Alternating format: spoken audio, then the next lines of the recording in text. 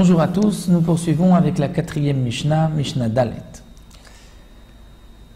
Comme nous l'avons vu, donc le Kohen Gadol était séparé de sa maison pendant 7 jours avant Yom Kippourim pour se préparer à la Avoda au service de ce jour-là.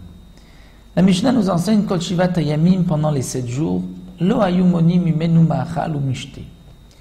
On ne faisait pas de restrictions sur sa nourriture, sur ce qu'il mangeait, on lui donnait autant qu'il voulait, on lui donnait à manger et à boire, mais Erev Yom Kippourim, mais seulement la veille de Yom Kippourim, un jour avant, Im Chashecha, un peu avant l'entrée de Yom Kippourim, un peu avant la tombée de la nuit, Lo hayu manichim oto lechol arbe, on ne laissait pas le Kohen Gadol manger beaucoup, même si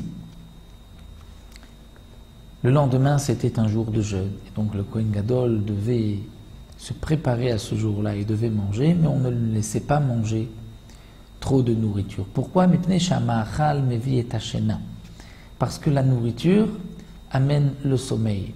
Et le Kohen Gadol devait rester réveillé toute la nuit de Yom Kippourim pour ne pas que le Kohen Gadol ait chas v'shalom une perte nocturne, une pollution nocturne qui le rendrait impur pour le jour de Yom Kippourim. Bien qu'il y avait un miracle, comme c'est marqué dans Masechet Avot, ça fait partie des 10 miracles au Beth Amikdash, que jamais le Kohen Gadol n'est devenu impur de l'impureté de Keri, une pollution nocturne, le jour de Yom Kippourim.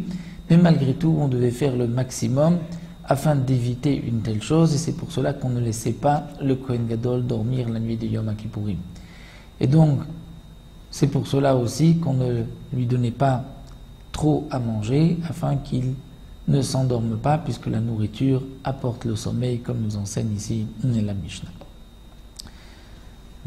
Là, on prendra la Mishnah et nous verrons le début de la Ktoret, des encens, et de cette fameuse famille Bet Aftinas qui fabriquait la Ktoret, qui préparait la Ktoret, comme nous le verrons dans la Mishnah.